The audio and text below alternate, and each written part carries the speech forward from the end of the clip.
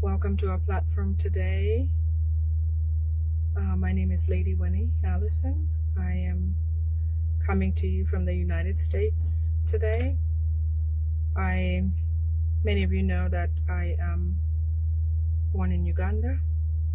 I was born in Uganda, and I love our great country. I love Uganda, and I speak because many in Uganda cannot or do not have the opportunity to voice what they're going through or the challenges that they're passing through with a dictator. We don't know if he's there. So that's the jury's still out on that one. Okay, so welcome to our live today. Today is March 6th, I believe. 6th, right? I think it's the 6th today. I have some updates, security alerts, and some exciting news for most. Some not so for a few, but we really don't care about those few. Okay. Good afternoon, good morning, good evening from wherever you're watching.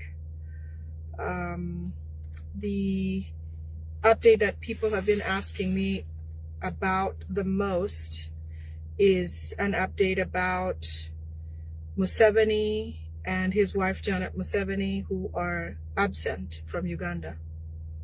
At this point right now, as I speak, Janet is no longer with us. Janet Museveni passed. She passed away a few days ago, but they will not disclose that she's no longer with us.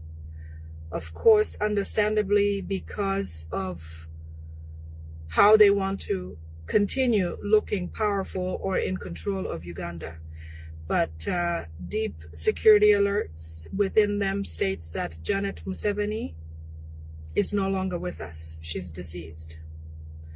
As for Museveni himself, as you know, he's absent. He has not been around during Easter. He usually made a live broadcast or a message to Ugandans about Easter and all that.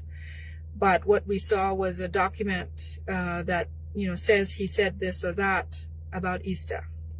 We usually saw Janet Museveni and Museveni himself come out on Easter, like every nation. In the United States, we had President Trump give us an Easter message, as expected of every nation, but they're both not well. Well, one of them is not well, and the other one is not with us. It is very, very difficult to say rest in peace when we have a person or people who have lived a life dependent on others losing their lives based on their orders and their existence. I couldn't remember a time when Museveni was good news for Uganda. For a short period of time, he convinced, especially the people who ushered him in, that he was a good person. He was coming to fight for Ugandans, fight for their lives, change of government, change of leadership, everything that we wanted to hear, because desperate times were the times. But we can't say the same now, because the characteristic of Museveni's government since his existence, since his coming to Uganda in the 1980s, has been embellished with people losing their lives. The Luero, millions of people were killed in Luero. During his time, 1986, Acholi started suffering from the LRA war, which lasted 20 years. There came other massacres. Kasese recently, a few years ago, that existed. Museveni is still in power. Besides that, come down to our people in the community, people who we know very well, people in the opposition just disappearing, leaders who obviously are, powerful, who we think are good successes, people who are performing and leading the communities or taking up positions in the government, anybody who is a threat to Museveni, and his family, they have done away with. Susan Magala, for example, who Janet Museveni actually ordered her murder, you know, she was existing as a Ugandan of her own will. But because she did something that they didn't like, you know, they wanted to take over her father's farm. They wanted to do this and that.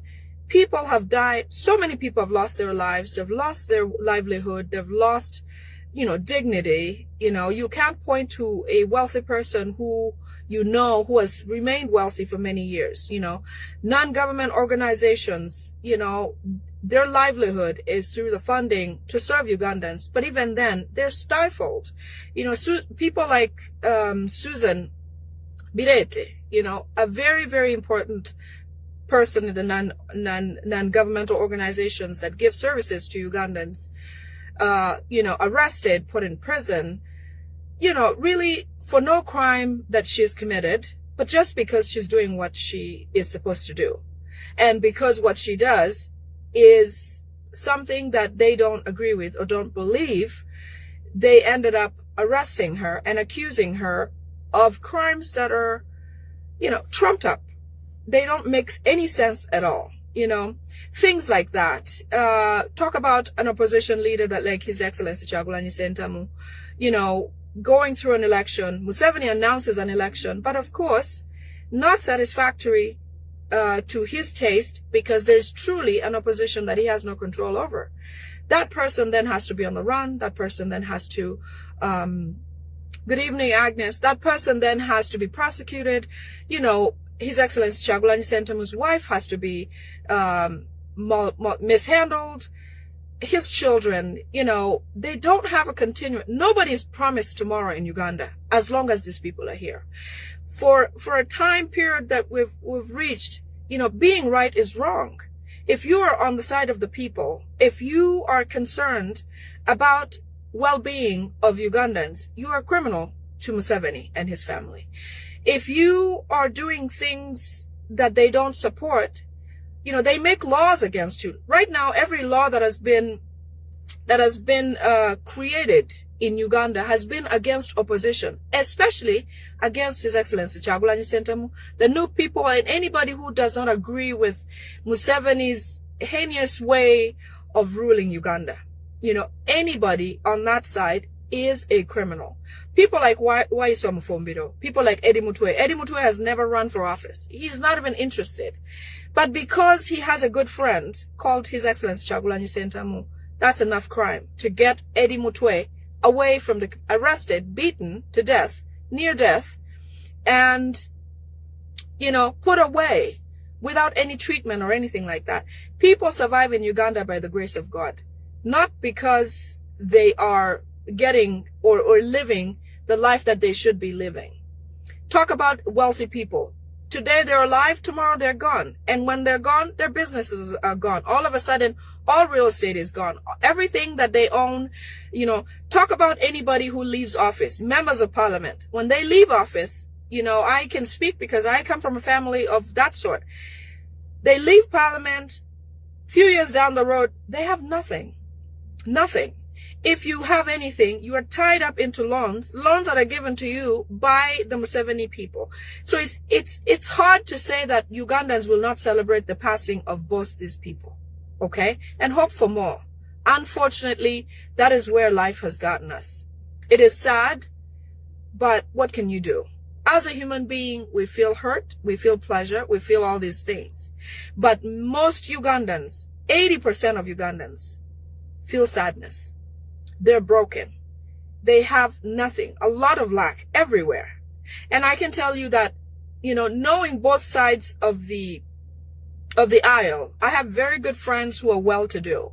And I have several friends who don't have much, okay? And I can tell you that I get a lot of messages in my inboxes. The people who want me to stop speaking are the people who are well-to-do, people whose children's future are planned for, people who are the people in parliament, the people in power, the people in businesses, and all these types of things. And then there comes the people who say, you know, thank you so much for speaking. Here's my experience. Here's my experience. And most of what they've gone through or know somebody going through are really, really, really painful, sad, despicable circumstances. you know. And people like those, as much as they feel like the status quo should continue because they're fine, okay, I despise very much, because even if you have what you have today, you built a huge fence around your home to protect yourselves from the people who you feel that do not deserve life, or do not deserve people like me to speak with or speak about, you know. The difference here is in them being in line, which they don't see at the moment, but they're in line to lose everything they have, including their life. You know, I'm here today, and the security alerts and things that I bring up, these are things that are, some of these people who want me to get off, not speak or stop speaking, are in target by this same government. And sometimes we have to rescue them by what we have to tell them to keep them at bay or safe. So I'm requesting officially here that if you feel that what I say or how I speak is not worth it, is not great, I'm asking you to please just, let me be. Don't follow my page. Just don't disregard, okay? Because what I do here is for the real Ugandan there who is waking up uncertain about tomorrow, wondering if tomorrow will be another day, whether they will live or not.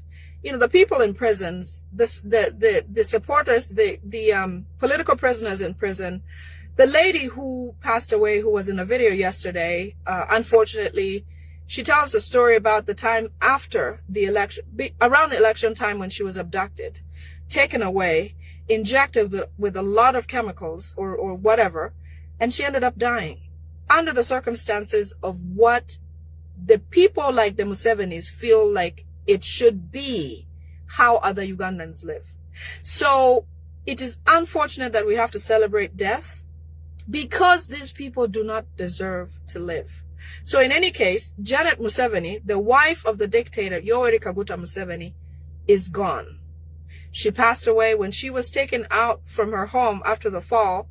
She went on life support for a few days, but it is 100% confirmed that she's gone. Museveni himself is critical, because when he was taken for treatment or surgery, a procedure that happened a few days ago, he has suffered a stroke. The problem with the Museveni people is that he has lied about his age for so many years. Anybody who knows the medical field you know that truth is power to you. If you lie, only you suffer. So he's lied about his age. He says he's about 80 something, but he's well over 100 years old. So a surgery must have been performed on an 80-year-old body, or suspiciously an 80-year-old body, as he says. However, because of the nature of the procedure and what was done, it is said that he suffered a stroke during the procedure that has caused him to be unable to speak. If he had said his age, it wouldn't have been recommended that he gets the surgery. But like I said, the way they think, the way they feel like they can control everything, he lied about his age, ended up getting the surgery, and now he won't wake up or be normal. So essentially, Uganda has no president or first lady. The country at this moment is being run by Salim Saleh, who is his brother, his son, Kainerugaba Muhozi, KK, who is the Attorney General, and his son-in-law, the husband of one of the daughters, the ones who own the legal office together. You know who it is. Kaihura is one of them. Mwesigwa is one of them. The other Muhozi is one of them. So with that set of people, Damulira is one of them, the mafias who are running Uganda at the moment. We don't have a president. We don't have a first lady. First lady is gone. The plans about the first lady is that they fear to disclose the fact that she's gone, because they are afraid of Uganda celebrating. They are afraid about the circumstances surrounding the swearing in ceremony, because they expect Museveni to swear in. However, he has to look right and feel right. And so with the desperation of him possibly not making it from this stroke, they think that they may not have a president to actually swear in at that moment. So with Janet passing, according to her will or her last testimony of life, she did not want to be buried in Uganda because she knows that they have left a horrible taste in Ugandans, that they feel like if she's buried in Uganda, these are her thoughts when she was still alive, that when they no longer have power in Uganda,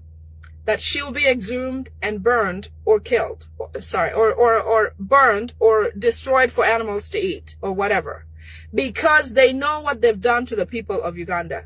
So she has requested that she either be buried in Tanzania, where Museveni has built a whole city of his own in that country, because he also runs Tanzania through the President Suluhu.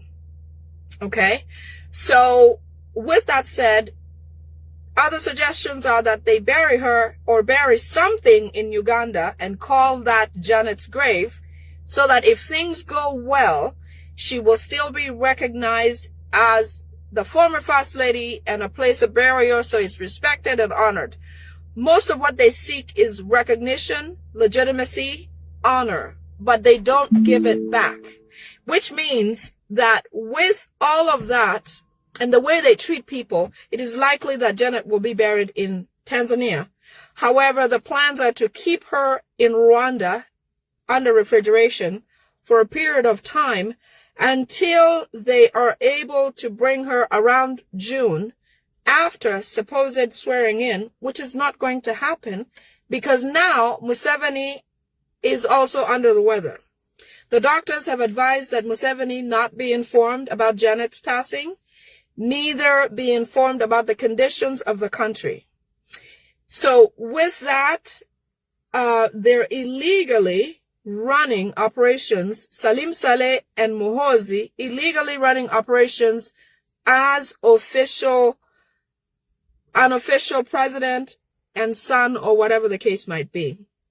I told you guys last week that possibly Salim Saleh will write, or they will somehow make Muhoozi Kainerugaba, the CDF, the son of Museveni, the vice president. Because naturally, when a president is absent, the vice president is designated or is in the works to be president or acting in the meantime until the actual president is back to office. Same thing in where Paul Biya comes from, the president who has been on for over 40, maybe 50 years, Paul Biya. I don't know if he has seen what's happening to Uganda or other places, but apparently there was talk about his life or his end life and things. And they decided that they should choose a vice president so that if something happens to him, that person takes over. So strategically, he has chosen his son. The same script is what they're trying to bring to Uganda, to have documentation that indeed Muhoozi Kainerugaba will become the vice president, such that if his father does not come out of coma or whatever he's having right now, that the current vice president, Alupo, is shoved off to the side, which they will do without any concern, because they really don't care how anybody fares. Shove her to the side and instill Muhoozi somewhat by force, despite still being CDF, instill Muhoozi so that when May comes along, Museveni will not even be mentioned, okay?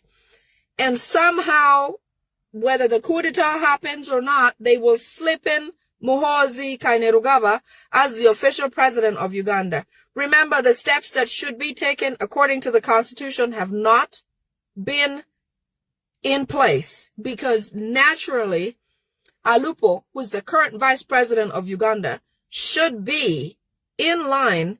In fact, as we speak right now, she should be acting president of Uganda. But because Alupo is not an official Rwandese of the quality that they like, because they know now that they're hanging on by a hair, okay? They know they've lost Uganda. In fact, many NRM leaders like the Amama Mbabazis, the Ndugus, all of those guys know for a fact, and have confirmed to Museveni, that they have lost control of the country. So what they want to do is forcefully instill Muhoozi Kainerugaba. Museveni will not make it out of this. If anybody knows a stroke patient, coupled with dementia, coupled with old age and a failing system, because Museveni suffers from several conditions. He suffers from HIV. He suffers from diabetes. He suffers from low blood pressure. Now, coupled with a stroke at this age, it is going to be extremely, extremely difficult for him to pull through just to be alive as a human being, let alone exist as a functional president. And now that they know that, they're attempting every effort to try and make sure to put Muhoozi in that place before it's too late. Okay? So Janet Museveni is not here anymore. The next thing I want to talk about is the Pastor Kasirivu, who owns Gaba, the school where the children were murdered. Yes, Chiria, you're right about that. Museveni has to go. The owner of that school is a pastor. And for a long time, they've wanted the land where that school stands. Now, the other reason why they attacked that school, Maranatha High School, is because there is a relationship between one of the bloggers or the YouTubers called Asimwe Wile, okay, of Bible and politics. We're on the same wavelength. We're very close, and we share a lot of our communications. So anyways, because of the association with Asimwe Wile, they are going to ask or meet with Pastor Kasirivu to try and see if they can gather information about how come he's doing really, really well, including the school. What are his resources? Because the suspicion is that anybody who is doing well is getting funded from abroad. Or how come it's him and not a Rwandese person? So they want to understand his funding sources. They want to hear from his alternatives. How come he's doing what he does and has all these investments? Okay.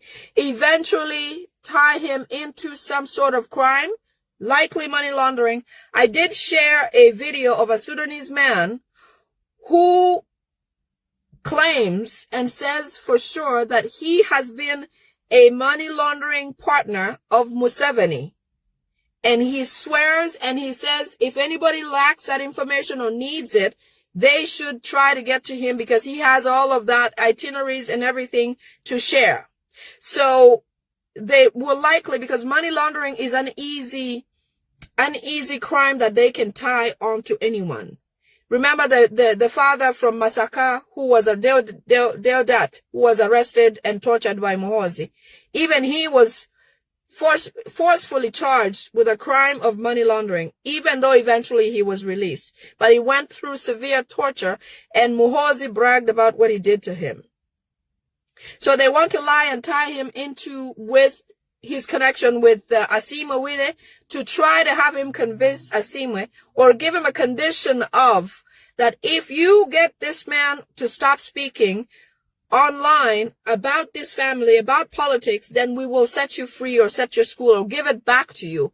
But they wanted to lure him by killing those children to bring him closer, bring him to a negotiating table so that they can try to arm twist him to accept certain conditions that they want. So it is not about a crime that was committed by a criminal, wanting, I don't know what benefit is there to kill children. But this crime was tied and absolutely orchestrated by Muhoozi, Salim Saleh, and the criminal gang to try to bring this man to his knees, and also quiet the population, depopulate, and bring upon fear amongst Ugandans. You know, as I wrote in my post a few days ago, the real reason for killing those children was not because the killer wanted anything. No, not at all. It does not make any sense that this Okello came from wherever he came from. They're saying he's from Nuoya or whatever, Northern Uganda district. That he did come all the way to Gaba, to Maranatha High School, of all schools, to come and perform something like this. He must have been promised heaven on earth to perform an atrocity like this. Now, I also want to mention that being that this man, apparently they found out that he's from the United States or has a history of the U.S., in fact, lived in Virginia, I can see the rope long enough being tied to His Excellency Kyagulanyi Ssentamu. It is likely that they're going to string it along all the way to there. But let's wait and see. Okay? So Pastor Kasidivu has convened a meeting with all of his members or his workers to try to let them know, to inform them about a possibility of closing his activities or his works. And unfortunately, he had also engaged other Rwandese people already who were very close in his business activities. In fact, I understand he has a church in Rwanda, which, you know, I don't know how come that is. But these people have a way of hooking you up and stringing you along to wherever they want you to be. The other also thing that I wanted to discuss is, you know, we see a lot of these Christian interreligious council leaders, this, that, and that. Now, because they also know a lot of secrets. For example, when they went to see Mrs. Barbara Kyagulanyi at her home, prior to the assault by Muhoozi and the SFC who was sent to the home, the interreligious council was sent to His Excellency's home to go and meet with her and try to strike a deal where Mrs. Barbara could speak about where her husband is or try to get him to call and also bug the home, obviously. Now, because the Interreligious Council knows a lot of information, you know, when they call them to missions like these, they spill a few beans for them, just for their knowledge and operation, and then they let them go and do what they're sent to do. Because remember, 8 billion of Uganda's budget goes to the Interreligious Council unquestioned. That is besides what is collected from the church every day here and there. 8 billion is designated in the budget to go to the Interreligious Council of Uganda. That means they will never be on the side of the people. Now, it has come a time where the boat that the government is in on the ocean or lake or whatever water body it is, whoever is on that boat, okay, and it's on life support, and there's water coming into the boat, and they must empty some people. They must lighten the weight of the boat. They're beginning to throw people under the boat, into the water. For example, Interreligious Council has become a thorn in the foot of the Kainerugabas, of the Muhoozis, of the Salim Salehs, of the regime. Much as it's going through a cleansing or a change, now it's time for the Interreligious Council people or members to be removed by the Muhoozis. Who knew that time would come? It is their time. They are figuring out how to do it, to eliminate those older religious people in the council who have been there for so many years, okay? So many years. They have a lot of secrets. They know what the government has done. They know what they've done. And this time it doesn't matter if you're Rwandese or not, okay? This is to the extent that if you are a friend of Muhoozi and you know something, this is the time for him to choose himself and not you. However close you are to these people, when the time comes, you will be the first to go. So Interreligious Council, your packages are coming. It is time for you to get eliminated. And this is how they're going to do it.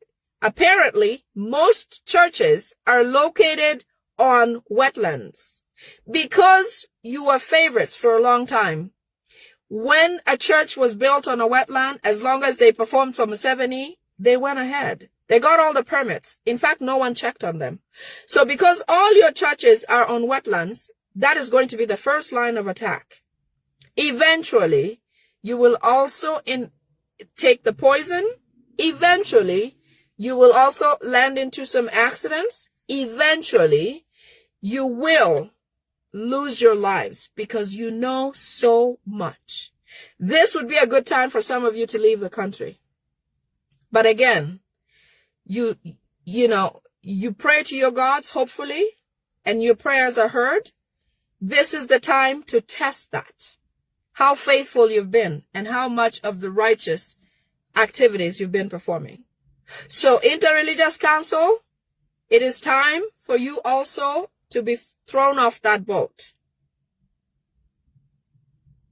In fact, in that meeting where Salim Saleh, Muhoozi, Kaihura were, they also said that they have tried to burn a church called Victory Church. They've tried to light it up on fire, but it didn't burn. The whole thing didn't burn. And so they're now going to look into other means. They said that the wood that the church is built by, I don't know where that church is. I've never been to Victory Church. Any of you who knows where Victory Church, maybe you can help me understand. So they're saying that they've tried to burn the churches while people are there.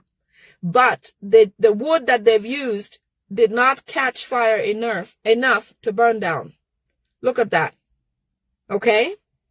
So it's time for the rest of you who think you are still in good books with these people. Because when they decide, it doesn't matter what you do or who you are. If you are not Janet Museveni, Salim Saleh, Muhoozi, their children, anybody else who works for them, it doesn't matter. Your time is upon them.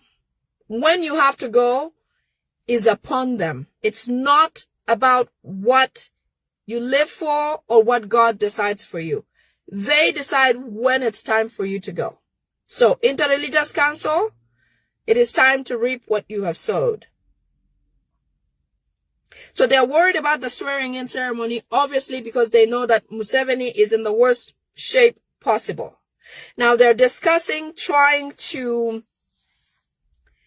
The coup d'etat is still well in the works. They still plan on having it. They are still working toward it. In fact, the reason why they've stopped certain vehicles like KCC vehicles, the ones that are cleaning the streets recently, they are going to ban them from doing that because they want to make sure that there is no opportunity for Ugandans to cause a genuine coup d'etat or try to, that incident where if they can cause jam throughout the Kampala city, they will have changed the government, literally. If all Ugandans with big trucks or vehicles just come and park, take the key and leave, there is no way the Museveni's government will last another few hours. It'll be the end. And because that has been communicated a lot and talked about a lot, and people think about it, the people who have had vehicles have said, hey, I work for this company, I ferry oil or I ferry cement, I have this big sumo truck. If you guys need an operation like this, just let me know. So there is offers like that on the table. Okay, my colleagues have discussed this. So because of that being out there, they're worried about the fact that this could actually take place. They have ordered all the media to stop debating on the swearing-in ceremonies that should be coming up in May. Okay, Parliament has been requested not to discuss any of that either, about anything concerning the leader of opposition or leadership or change of leadership or anything like that, because they don't know if the swearing in will happen. They are not sure Museveni will live to actually swear in. The other point I have is last week, senior prisons officers had a function, a decorating function I think they do that every so often, where people are honored for their service, for, certain work they've done, and this, that, and the other. Apparently that happened, and many of the attendees of this event actually were poisoned. The reason why they do things, I'm sorry, the sun is in my face. I don't know what to do with it. Anyway, we'll just continue. So the reason why they did that, last week at Luzira, there was a party. They did that because, as I said, the boat is sinking. They're eliminating people who they think or feel that know too much about what the government has done. All of the atrocious activities that were performed at the prisons, the arrests, the torture, people being taken back and forth, the Eddie Mutwes who were, first of all, after abduction, taken into Muhoozi Kainerugaba's dungeon in his basement, tortured severely, and then brought to the prisons to formally be imprisoned. So those types of events have caused them to also try to eliminate, which officially those people who are senior police officers who work for the prisons in Luzira, who attended that function, should go and check themselves, because they were severely poisoned and they will have their internal organs failing in a few days or so. Okay? That boat will not take you people working for the Musevenis. It's not for you. So the sooner you realize it, the better it is for you. Okay? They're still coordinating fire outbreaks in garages. For example, in Chibanda, Kumbao, I don't know where that is. They're also still debating one prominent, killing a prominent official. I couldn't tell you who it is, because we don't have the name of that person, but that is something that they're planning to do as well. So, like I said, the boat is full and it's sinking. And anyone and anybody that they feel a sentiment to do that to will eventually suffer that. I don't know this person. I think there's a lady called Spice Diana. She's an artist. I believe she used to be a friend of Mrs. Barbara Chagulanyi.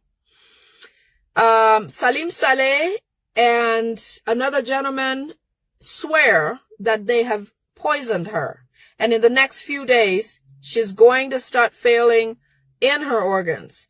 So anybody who knows Spice Diana, there was another person who was discussed whose initial is K or something like that. We're not certain about who exactly that is yet, but when we do, I'll let you know. So Spice Diana, if anybody who knows her, have her get checked. Okay. They have adopted a new app that is used in the Arab world, where they can call people directly, no matter where you are, and try to map out or try to bug your phone so that they can get to you. So especially those in Uganda, be careful if you have friends who you're not really trusting of where they lean, whether on your side or position or not. Try to avoid communications. Basically, be careful. They use a lot of women, so be careful, especially men and women in the opposition. Try to stay true to yourself and your partner. Trust your partners, find the right partners. This is not the time to mess around or play around. I don't know if you have seen the video of the lady, I didn't get her name, the one who, before I get to that, this was also posted by Spire Sentongo, the one who does the cartoons about the, things, current affairs and things. Anything that happens to Spire Sentongo, it is Chiriowa Chiwanuka, the Attorney General. And what is, Katz, could you help me? What is the name of Museveni's attorney? The husband of one of the daughters. I forget his name. Anybody who remembers that name? The one who is a partner of Attorney General Chiriowa Chiwanuka. So anyways, they've discussed taking Spire Sentongo either taking him like they did Waiswa Mufumbiro and imprisoning him. And then they also would like, when they take him, Karujire. Yes. Thank you, Maureen. So anything that happens to Spire Sentongo, the cartoon artist, it will be Karujire and Chiriowa Chiwanuka. Karujire is the son-in-law of Museveni. He's also Museveni's attorney. He's also in charge of the whole legal fraternity in Uganda. Any rulings that happen in Uganda, especially that have to do with the opposition or politics or the wealthy in Uganda, are drafted by Rwabuogo. Yes, are drafted by Rwabuogo. Rwabuogo is the attorney of Museveni and is the one in charge of the government. Sorry. He's the one in charge of the legal fraternity. In fact, anything that passes in, for example, when the last time the political prisoners were brought to court, you saw that the judge was reading instead of, adjudicating from her knowledge. I'm sure she's experienced with a bail application, with, hearing both sides of the legal aisle, defendant and accused or accuser. She could not perform on her own. She had to read from somewhere, and she was reading about the fact that they're no longer going to have the media in-house while they rule on opposition cases. Meanwhile, many of the opposition political prisoners are in jail because they're accused of failing or of breaking the Public Communications Act, the Computer Misuse Act, which was apparently designed by the gentleman who's wasting away. You know who it is.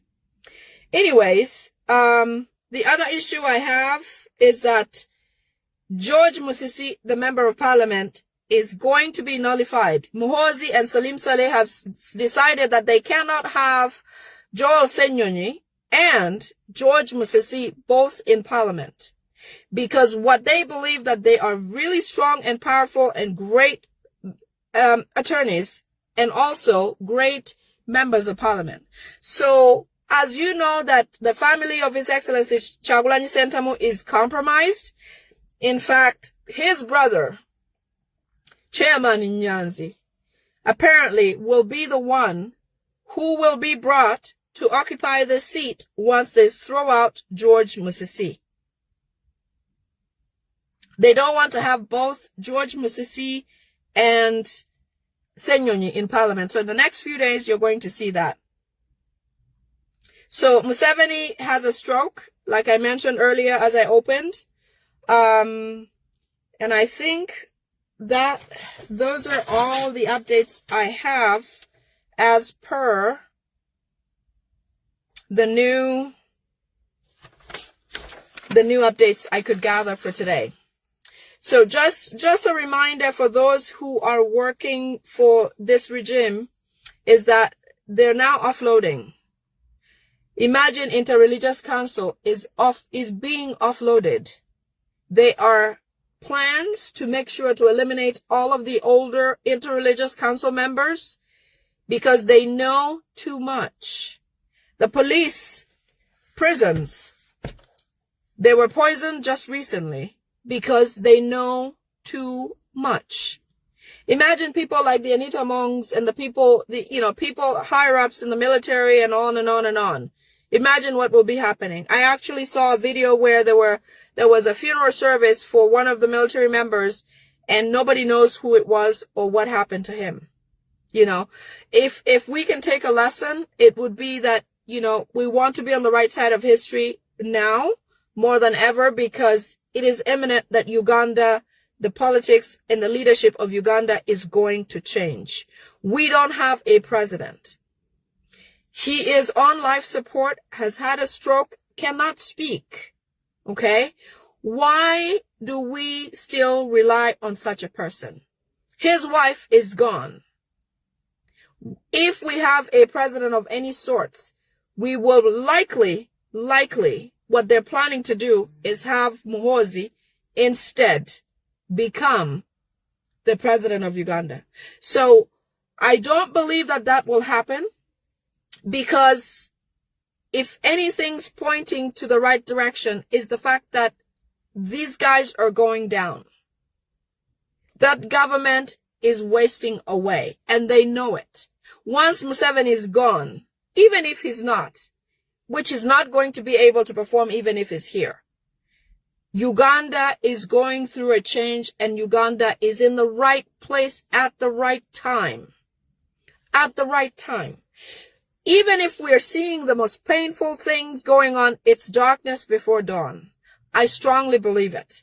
We have never seen a Uganda this close to change before. Never. Often we suffered quietly. We did not act against what we were facing. But now with a person like His Excellency Kyagulanyi Ssentamu, we have everything we need to see and foresee a change in this country. So my advice to us is, anybody who's doing anything, whatever you are doing, please keep it there. Keep your foot on the gas, because it is time, and we're getting there. We're in the right place. We're going through what we're going through, just like a mother about to deliver their baby. There's a lot of pain that goes on when that time comes. But after that, you have a new world. You have a new person. You have a whole human being. Somebody you celebrate and forget about the pains. It's been 40 long years. 40 long years. It is time. It is time. I am more positive than ever that this time we're going to achieve change. Thank you, Kyagulanyi Ssentamu. Thank you, all the bloggers, everybody who's speaking. Do not stop speaking. I know many people. In fact, last week I got a text message from somebody that I highly respect that came into my inbox and said, stop doing what you're doing. And knowing where the stakes are for him and his children, and thinking about the 4 children who are gone, who were just slaughtered. And today Balaam came up with 10 million shillings as if to compensate for the death of those children. No amount of money should be enough to pay those people for the loss of their children. None. But I can tell that the people who are comfortable, who want the status quo to continue, do not want change. If you run across people like that, just ignore them and move on, but continue doing what you're doing. We have the Museveni family